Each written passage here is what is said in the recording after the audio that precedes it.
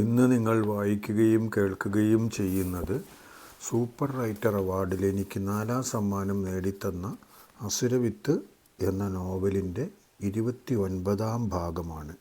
ഏവരെയും ഈ ഓഡിയോ ആവിഷ്കാരത്തിലേക്ക് ഞാൻ സ്നേഹപൂർവ്വം സ്വാഗതം ചെയ്യുന്നു. മുടക്കമില്ലാതെ വായിക്കാനും കേൾക്കാനുമായി ചാനൽ സബ്സ്ക്രൈബ് ചെയ്യണേ. കോഴിക്കോട് പോയതിൻ്റെ അനുഭവങ്ങൾ പിറ്റേ ദിവസം തന്നെ ചെറിയാച്ചൻ തൊമ്മനുമായി പങ്കുവച്ചു. അവൻ നേരത്തെ പറഞ്ഞ അഭിപ്രായത്തിന് ലോനപ്പൻ അനുകൂലമായി സംസാരിച്ചതും പറഞ്ഞു. അതിൻ പ്രകാരം ഏറ്റവും നല്ല കാര്യം ബസ് സ്റ്റാൻഡിനടുത്ത് കിടക്കുന്ന സ്ഥലത്ത് ഒരു കെട്ടിടം പണിയാൻ ആരംഭിക്കുകയാണ് എന്നാണ് ചെറിയാച്ചൻ തൊമ്മനോട് പറഞ്ഞത്. ആ സ്ഥലം അല്ലെങ്കിലും അങ്ങനെ വെറുതെ ഇട്ടതുകൊണ്ട് യാതൊരു കാര്യവുമില്ലടാ തൊമ്മ. നീ അന്ന് പറഞ്ഞതാ അതിൻ്റെ ശരി. നമുക്ക് ആ എൻജിനീയർ ആൻ്റണിയെ കണ്ട് അവിടെ ഒരു നല്ല ബിൽഡിംഗ് പണിയുന്ന കാര്യം ചർച്ച ചെയ്യാം. നിനക്ക് എന്തെങ്കിലും പുതിയ നിർദ്ദേശമുണ്ടെങ്കിൽ അതുകൂടി പറഞ്ഞതാ. എപ്പോഴും എന്നെക്കാൾ ഒരു മുഴം മുമ്പേ പോകുന്നവനാണല്ലോ നീ. അതെനിക്ക് നന്നായി അറിയാവുന്നതുകൊണ്ടാണ് നിൻ്റെ നിർദ്ദേശങ്ങൾ പറയാൻ പറഞ്ഞത്. അച്ചായൻ ഇതെന്നാ ഉദ്ദേശത്തിലാണോ ആവൂ തന്നെ പൊക്കുന്നത്? ഉടനെ തന്നെ താഴെയിടാനാണോ അതോ കുറച്ച് കഴിഞ്ഞ് താഴെയിടാനാണോ എന്ന് മാത്രമേ സംശയമുള്ളൂ. ഏതായാലും ചോദിച്ചതല്ലേ, ഒരു നിർദ്ദേശം പറഞ്ഞേക്കാം. ആൻ്റണി സാർ വരുമ്പോൾ ബിൽഡിങ്ങിനെക്കുറിച്ചുള്ള നമ്മുടെ ആശയം ചോദിക്കും. അതനുസരിച്ചേ പ്ലാൻ തയ്യാറാക്കുകയുള്ളൂ. ഫിനാൻസ് സ്ഥാപനങ്ങൾ 2ാം നിലയിൽ നടത്തുന്നതാണ് നല്ലത്. 1ാമത്തെ നിലയിലെ മുറികൾ മുഴുവൻ നമുക്ക് വാടകയ്ക്ക് കൊടുക്കാം. അതിൽ നിന്ന് തന്നെ നല്ലൊരു തുക കിട്ടണം. നമ്മൾ എടുക്കുന്ന ഒരു മുറിക്കുള്ള വാടക ഒഴിവായി കിട്ടണം. എങ്കിൽ മാത്രമേ ഈ കച്ചവടം ഗതി പിടിച്ചില്ലെങ്കിൽ പോലും നമ്മുടെ കയ്യിൽ നിന്നും ഒന്നും നഷ്ടപ്പെടാതിരിക്കുകയുള്ളൂ. അതാണ് എൻ്റെ ഒരു ആശയം. ഇവൻ ഈ നിലയിലൊന്നും നിൽക്കേണ്ട ആളല്ല. അടിസ്ഥാനപരമായി കാര്യമായ ഒന്നുമില്ലാത്തതുകൊണ്ട് മാത്രമാണ്. അല്ലെങ്കിൽ ഇവൻ പുല്ലാങ്കുളത്തെ തന്നെ ഏറ്റവും വലിയ പണക്കാരനായി മാറിയേനെ. അതിനു മാത്രമുള്ള ആശയങ്ങളും മനസ്സിൽ വെച്ചുകൊണ്ടാണ് ഇവൻ നടക്കുന്നത്. വെറുതെ അല്ല ഇവൻ കൂനനായി പോയത്. ആശയഭാരം കൊണ്ടായിരിക്കും. ഫിനാൻസ് സ്ഥാപനങ്ങൾ 2ാം നിലയിൽ തന്നെ നടത്തണമെന്ന് നീ പറയാനുള്ള കാരണമെന്താണ്? ഞാൻ പോയി കണ്ട സ്ഥാപനവും 2ാം നിലയിൽ തന്നെയാണ് കേട്ടോ. അതിൻ്റെ കാരണത്തെക്കുറിച്ച് ഞാൻ ചോദിച്ചില്ല. അത് അവരുടെ സ്വന്തം കെട്ടിടമല്ല. അതുകൊണ്ടായിരിക്കുമെന്നേ ഞാൻ കണക്കാക്കിയുള്ളൂ. അവർക്ക് സ്വന്തം കെട്ടിടം കുറച്ച് അപ്പുറത്താണുള്ളത്. എങ്കിലും ഭാഗ്യമുള്ള സ്ഥലമായതുകൊണ്ടാണെന്നാണ് അവർ പറഞ്ഞത് അവിടെ നിന്നും മാറാത്തത്. അന്ധവിശ്വാസം എന്നൊക്കെ മറ്റുള്ളവർ പറയും. എന്നാലും ചിലർക്ക് അതിലും വിശ്വാസമുണ്ട്. അവിടെ ഫിനാൻസ് കമ്പനി തുടങ്ങിയത് മുതൽ അവർക്ക് വെച്ചടി കയറ്റമാണ്. പിന്നെ അവർ എന്തിന് മറ്റു സ്ഥലത്തേക്ക് പോകണം? ഞാൻ അത്രയുമേ ചിന്തിച്ചുള്ളൂ. ഇതെന്തെല്ലാം അറിയണം. ഒരു കാര്യം പറഞ്ഞു കൊടുത്താലും പോരാ, പിന്നെ അതിൻ്റെ വിശദീകരണവും കൂടി പറഞ്ഞു കൊടുക്കണം. ഏതായാലും മുതലാളി തന്നോടുള്ള വിശ്വാസം കൊണ്ടാണല്ലോ ചോദിക്കുന്നത്. അതിൻ്റെ കാരണത്തെക്കുറിച്ചൊന്നും പ്രത്യേകം എനിക്കറിയത്തില്ല. എന്നാലും ഞാൻ കണ്ടിട്ടുള്ള ഭൂരിപക്ഷം ഫിനാൻസ് സ്ഥാപനങ്ങളും മുകളിലത്തെ നിലയിലാണ് പ്രവർത്തിക്കുന്നത്. അതിന് കാരണമായി ഒരു രസികൻ പറഞ്ഞ കാര്യം ഇതാണ്. ഏതെങ്കിലും കാരണവശാൽ ഡെപ്പോസിറ്റ് ചെയ്തവർക്ക് പണം തിരിച്ചു കൊടുക്കാൻ ബുദ്ധിമുട്ട് വന്നാലും അവരെല്ലാം കൂടി ഒരുമിച്ച് കയറി വരില്ലല്ലോ എന്നാണ്. അത് തമാശയായി പറഞ്ഞതാണ്, വിശ്വസിക്കണ്ട. വെറുതെ ഒന്ന് മൂളി വിട്ടു. എങ്കിലും ഇവൻ പറഞ്ഞതും കുറേ ശരിയാണെന്ന് ചെറിയാച്ചന് തോന്നി. ഡെപ്പോസിറ്റ് വാങ്ങുന്നവർക്ക് തിരിച്ചു കൊടുക്കാൻ പറ്റാതെ വന്നാലുള്ള ബുദ്ധിമുട്ടിനെക്കുറിച്ച് അക്കാമയും വീട്ടിൽ നിന്നും സൂചിപ്പിച്ചിരുന്നല്ലോ. അപ്പോൾ അങ്ങനെ ഒരു സാധ്യത വന്നുകൂടായികയില്ല. അങ്ങനെ വന്നാൽ തന്നെ ഓഫീസിനുള്ളിൽ ഉള്ളവർക്ക് രക്ഷപ്പെടാനൊക്കെയുള്ള എളുപ്പത്തിനു വേണ്ടി ആയിരിക്കാം മുകളിലത്തെ നിലയിൽ തന്നെ തുടങ്ങുന്നത്. മാത്രവുമല്ല, അകലെ നിന്നും ശ്രദ്ധ കിട്ടാനും മുകളിലത്തെ നില തന്നെയാണ് നല്ലത്. ആവശ്യക്കാരാണല്ലോ അങ്ങോട്ട് ചെല്ലുന്നത്. അവർ അന്വേഷിച്ച് ചെന്നുകൊള്ളും. ഉച്ചഭക്ഷണം കഴിഞ്ഞ് വിശ്രമിക്കുന്ന സമയത്താണ് ആൻ്റണി വന്നത്. അയാൾ മാനന്തവാടിയിലെ പ്രസിദ്ധനായ ഒരു ബിൽഡിംഗ് കോൺട്രാക്ടറാണ്. മികച്ച നിലയിൽ പാസ്സായ ഒരു സിവിൽ എഞ്ചിനീയറാണ് ആൻ്റണി. ബിടെക് ബിരുദധാരി. വേണ്ടത്ര അനുഭവവും കൂടിയായപ്പോൾ അയാൾ മികച്ച ഒരു നിർമ്മാണ കമ്പനിയുടെ ഉടമയായതിൽ തെല്ലും അത്ഭുതമില്ല. ആൻ്റണി വന്നു. സുന്ദരനായ ഒരു ചെറുപ്പക്കാരൻ. നല്ല വെളുത്ത നിറവും ഒത്ത ഉയരവും. കണ്ണട ധരിച്ചിട്ടുണ്ടെങ്കിലും അത് കാഴ്ചക്കുറവ് കൊണ്ടായിരിക്കില്ല എന്നാണ് വിചാരിക്കാൻ കഴിയുന്നത്. വെറും കൂളിംഗ് ഗ്ലാസ് ആണെന്ന് ഏകദേശം തോന്നാവുന്ന രീതിയിലാണ് അത്. ഏകദേശം 40-നടുത്ത പ്രായമുണ്ടാകും. അതൊരു സ്റ്റൈലാണ്. അയാളുടെ വീട് മാനന്തവാടിയിൽ നിന്നും കുറച്ചകലെ പനമരത്താണ്. എല്ലാ ദിവസവും അവിടെ നിന്നും മാനന്തവാടിയിലേക്ക് വരികയാണ് അയാൾ ചെയ്യുന്നത്. ചെറിയാച്ചൻ്റെ സ്ഥലത്തിൻ്റെ പ്ലാൻ വിശദമായി നോക്കി.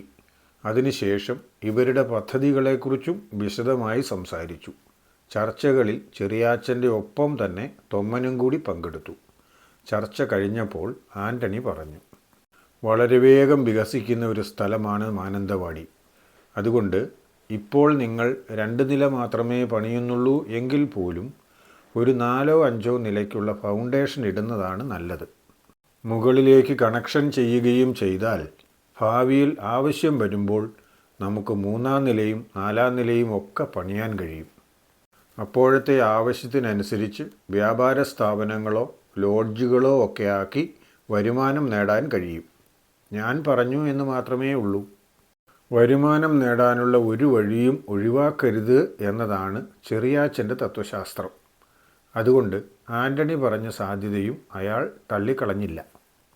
അതിനെക്കുറിച്ചുകൂടി ആലോചിച്ചിട്ട് 1-2 ദിവസത്തിനുള്ളിൽ വിവരം അറിയിക്കാം എന്ന് പറഞ്ഞ് ആൻ്റണിയെ പറഞ്ഞയച്ചു. സാധാരണ പോലെ ചെറിയാച്ചൻ തൊമ്മനോട് അഭിപ്രായം ചോദിച്ചു. ആൻ്റണി പറഞ്ഞതിനോട് 100% യോജിപ്പായിരുന്നു തൊമ്മന്. വയനാടിൻ്റെ ഇപ്പോഴത്തെ വികസനം വെച്ച് നോക്കുമ്പോൾ ആൻ്റണി സാർ പറഞ്ഞത് 100% ശരിയാണ്. കുറഞ്ഞ നാളിനുള്ളിൽ ഇവിടെ താമസ സൗകര്യവും കച്ചവടത്തിനുള്ള മുറികളുടെ ലഭ്യതയുമെല്ലാം വല്ലാതെ കുറയും. അത് ഇപ്പോഴുള്ള സൗകര്യങ്ങൾ കുറയുന്നത് കൊണ്ടല്ല, കൂടുതൽ ആവശ്യമുണ്ടാകുന്നത് കൊണ്ടാണ്.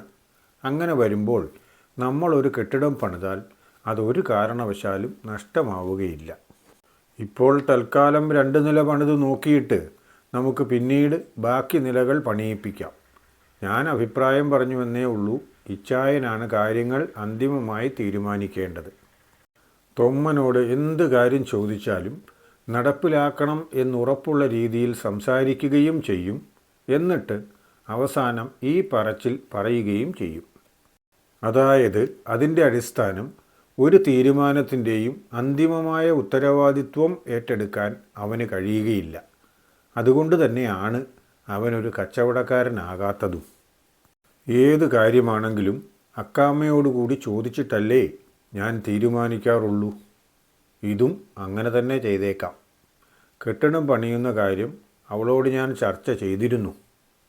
പക്ഷേ അന്നേരം വെറും 2 നിലയുടെ കാര്യമാണ് ചിന്തിച്ചിരുന്നത്. ഇപ്പോൾ ആൻ്റണി പറഞ്ഞപ്പോഴല്ലേ പുതിയ ആശയമുണ്ടായത്. നിനക്ക് ഈ ആശയം നേരത്തെ ഉണ്ടായിരുന്നെങ്കിൽ ആ വിവരം ഇന്നലെ തന്നെ പറയുകയും ചെയ്യാമായിരുന്നില്ലേ?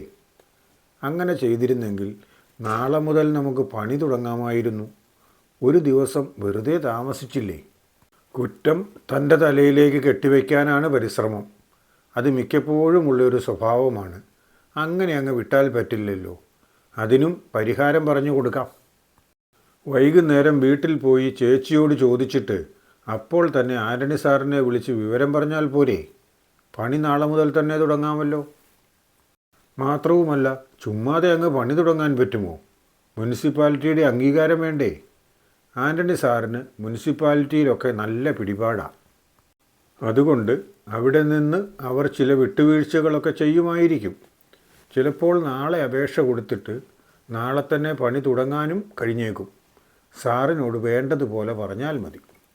ചെറിയാച്ചൻ്റെ മനസ്സിൽ ഒരു പ്ലാൻ രൂപീകൃതമായി. വൈകിട്ട് വീട്ടിൽ ചെന്ന് അക്കാമ്മയോടും കുട്ടികളോടും ചോദിക്കുക. അവരുടെ അനുകൂല നിലപാട് കിട്ടിക്കഴിഞ്ഞാൽ ഉടനെ തന്നെ ആൻ്റണി സാറിനെ വിളിച്ച് വിവരം പറയുക.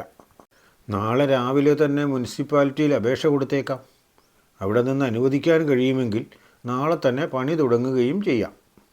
ഒരു കാര്യം ചെയ്യാൻ വിചാരിച്ചാൽ അത് ഉടനെ തന്നെ ചെയ്യണം. ഇതുവരെ താൻ ചെയ്തിട്ടുള്ള കാര്യങ്ങളെല്ലാം അങ്ങനെയൊക്കെ തന്നെയാണ്. അന്ന് വൈകിട്ട് ലേശം നേരത്തെ തന്നെ ചെറിയാച്ചൻ മാനന്തവാടിയിൽ നിന്നും പോന്നു. അപ്രതീക്ഷിതമായി സന്ധ്യയ്ക്ക് മുമ്പ് തന്നെ ഇച്ചായൻ വീട്ടിലേക്ക് വന്നത് കണ്ടപ്പോൾ ആദ്യം അക്കാമയൊന്ന് അമ്പരന്നു. ഇനി എന്തെങ്കിലും അസുഖമായിട്ടോ മറ്റോ ആണോ എന്നാണ് അവരുടെ മനസ്സിൽ ആദ്യം തോന്നിയത്.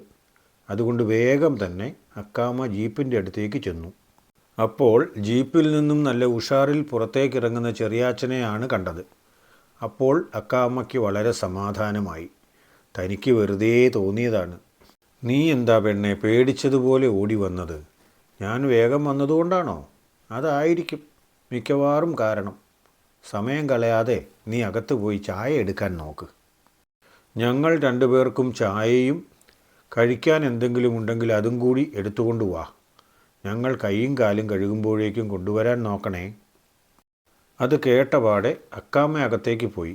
സാധാരണഗതിയിൽ ഈ സമയത്ത് വരാറില്ലാത്തതുകൊണ്ട് ചായയ്ക്ക് ഒന്നും കരുതിയിരുന്നില്ല എന്നതാണ് സത്യം.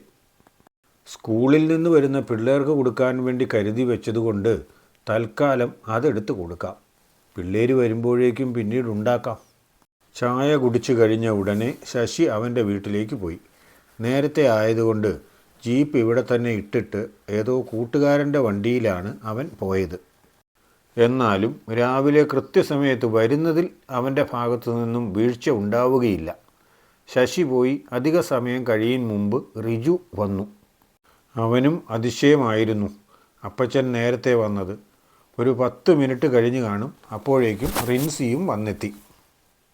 ആ കുടുംബം മുഴുവൻ അങ്ങനെ സന്തോഷപൂർവ്വം ഒത്തുചേർന്നു.